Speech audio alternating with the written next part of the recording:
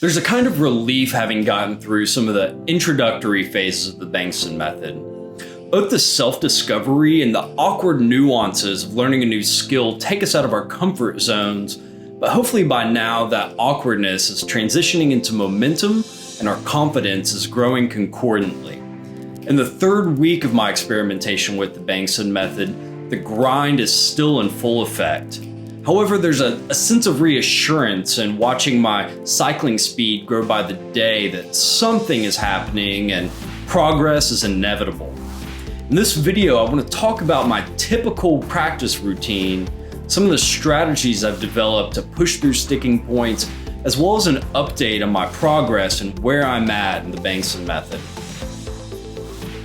Like I mentioned in my last video, getting to the level of proficiency that I could actually practice my cycling during my commute was paramount. I've already got a relatively intensive meditation routine that I do at home, so being able to limit my chair time came as a great relief. Now on a typical day, I've got about 20 minutes of time during my commute that I can really focus on my cycling. Like with any routine that takes some amount of dexterity, I'll start with a warm-up.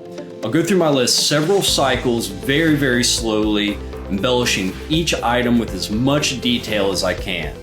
From there, I'll begin to ramp my speed up, always being cognizant of giving each image as much visual clarity as I can, commiserate with whatever speed that I'm going.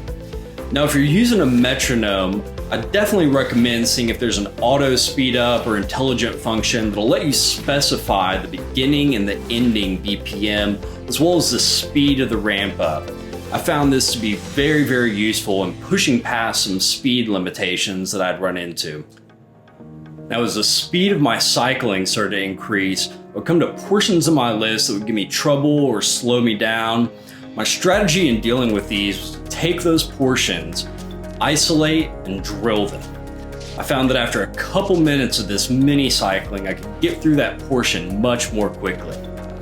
Also, as my speed crept up over 100 BPM, I found the metronome ticking to start to get bothersome and I turned it off.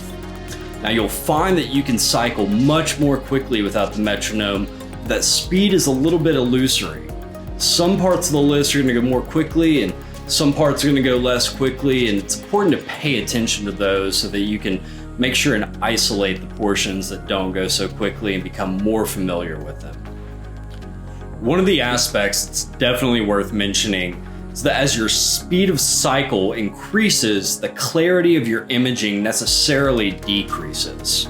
Rather than recalling a full and detailed picture of your image, it's going to come more as a flash or an impression. One of the functions of our early visualization was to actually implant our subconscious minds with these images so that a mere cue may be enough to actually recall the full experience of that imaging.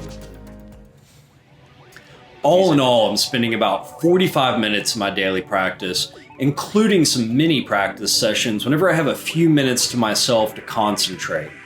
Instead of using the metronome to gauge my speed, I'll actually time myself doing, say, 5 cycles and then calculate my BPM from there. In my third week of image cycling, I'm regularly hitting 120 to 130 BPM, which is 2+ images per second. Now, the process is still taxing my concentration significantly, but not nearly as much as it was in the first couple days of trying to image cycle. Now, as far as benefits, improvements, or changes in my life goes, there's not a whole lot to report there.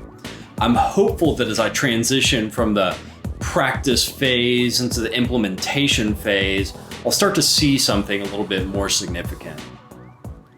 So there's still one more step to image cycling that purports to advance your speed exponentially, known as hypercycling. Now with hypercycling, you employ a device that actually spins your entire list rather than just single items within the list. When exactly to move on to this step seems a little bit subjective, but judging by my current progress, I think that it could be right around the corner. In upcoming videos, I want to keep an eye on my cycling progress, but I also want to take a look at some other ideas like Dr. Bengston's manual, some insights into skepticism, as well as the inspiration that led me to go down this path in the first place. Now, if you haven't done so yet, please hit the subscribe button, the bell icon will let you know whenever I put out a new video. And as always, thank you so much for watching. Can't wait to see you again.